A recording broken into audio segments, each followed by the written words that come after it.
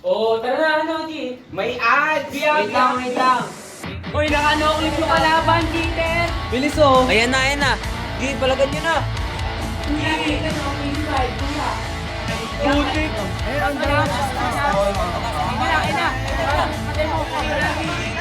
May hacker.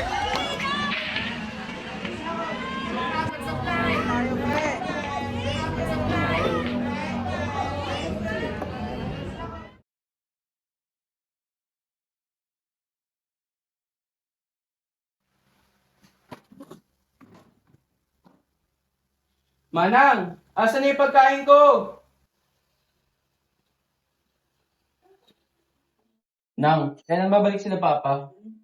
Sabi ng papa mo, baka bukas pa daw sila makakauwi. Sige.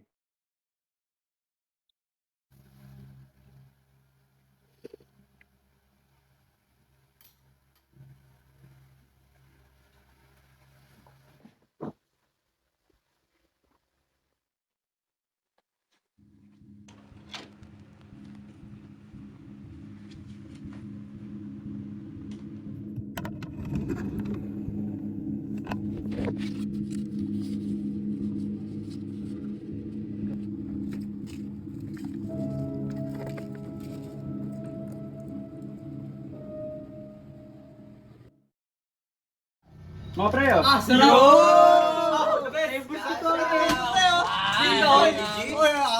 Ding-dong dati! Solid ka, Earth! Ano, saan tayo? Bilyar? Tara. Tumigap na lang. Tara, G! May lighter kayo, Bar? Wala. Bakit ulit ba din? Oh!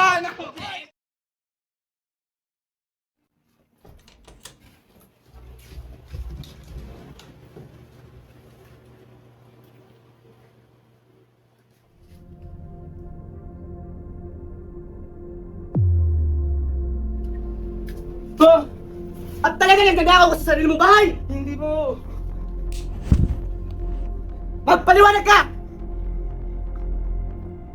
Magpaliwanag ka ngayon!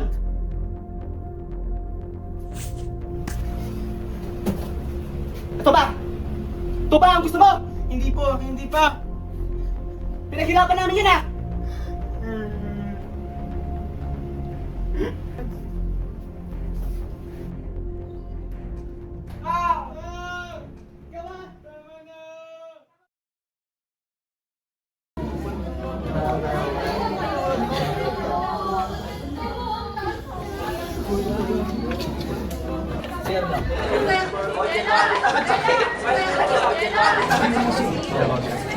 Pasa mo na kasi yung bola.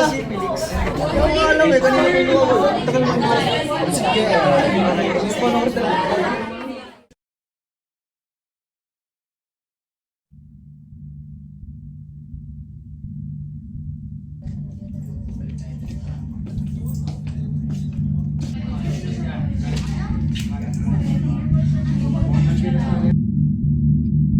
Nak, tanong, may umaabala ba sa isip mo? Hindi ko na po kaya.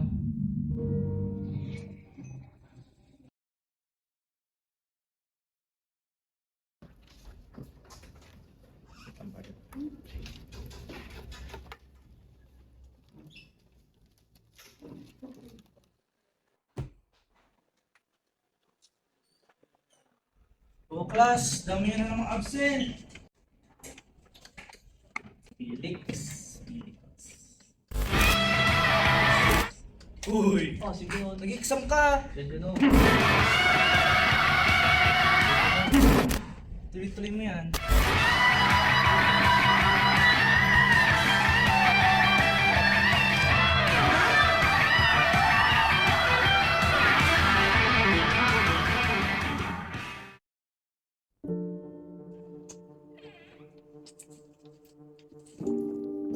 Good morning po. No, Mr. Vera. I'm sorry for calling you here on such short notice. I believe it is our responsibility to inform you that your son, Felix, hasn't paid his tuition for 2 whole semesters. And unfortunately, because of that, he hasn't been able to take examinations. Aba, ano? Ano na naman, Felix? Wala ka naman binabayaran. Kung ginagastos mo, fully paid ka. Siguraduhin mo hindi ito malalaman ng papa mo. Yes, wala si Papa. Felix, saan ka naman galing? Nak, nasa result mo.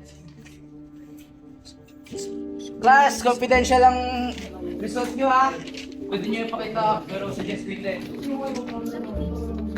Ito so.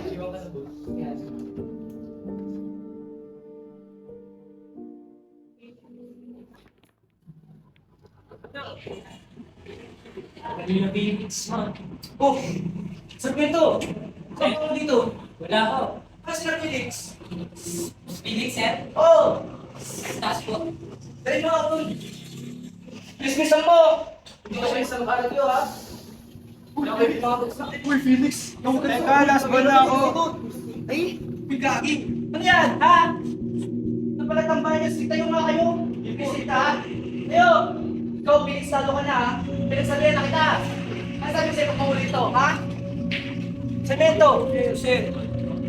Kailangan malaman ko mga section nun, ha? Gusto ko na lang, sir. Gusto mo? Tangis kayo! Ang pinagsabihin ko sa mga magulang, nagagawa niyo dito, eh. Oo, sir. Baba! Ano ba yan, Felix? Araw-araw na ba ganyan? Kung patigilin ka na lang kaya namin sa pag-aaral ng tatay mo, total, hindi ka din naman pumapasok. Hindi ka ba nahiya, Felix, ha? Hindi ka ba nahiya sa amin? Hindi ka nahiya kay ma'am? Pinapunta mo pa kami lahat dito. Ate, please be seated. Mrs. Cabrera, pwede po ba? Let's talk about this. Pwede po muna kayong maupo. Sige lang po, kalma lang tayo. Felix, I hope you understand your situation. With the DepEd policy at kung i-consider natin ang school policy, with more than 20% of your absences, you should be dropped out already. We are just extending our compassion. Ano pa kaya yung pwede natin gawin? Miss, can you please reconsider naman po? Kasi po, di naman po tayo pwede pumayag na baliwalin lang po yung hinaharap ng Felix. Kung gaganin lang po natin ng bata, paano naman po natin may make sure na umayos siya, no? Di naman po natin pwede sukuhan si Felix. Kasi po, lahat po tayo dito ay grown up, lahat po tayo guardians. Yung trabaho po natin, miss, ay gal-alalayan si Felix sa paglaki niya. Wala po ba tayong magagawa para maging mas maayos si Felix? Ang kailangan niya po ngayon ay hindi mag-drop out. Kailangan niya po ngayon ay turuan ng maayos. Felix, kaya mo to, ha? Kaya natin to. With that, Sir Jay, Mrs. Cabrera, I would like to consider the possibility. Gusto natin pang mas maunawaan kung paano tayo makakatulong kay Felix. So we will be extending our compassion. Felix, sana ayusin na natin dito sa second chance na ibibigay namin.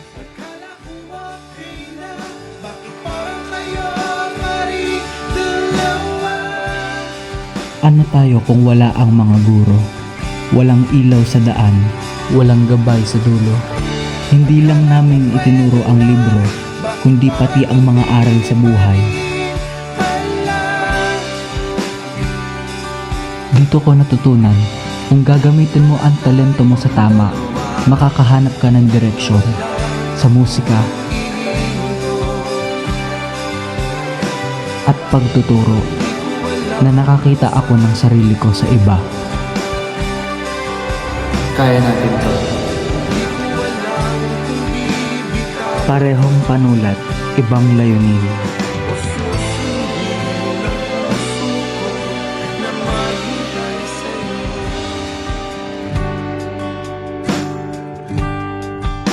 Mahal kasi kita.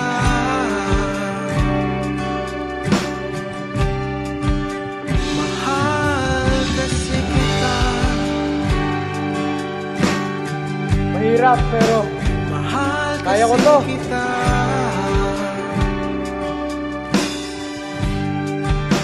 Mahal kasi kita.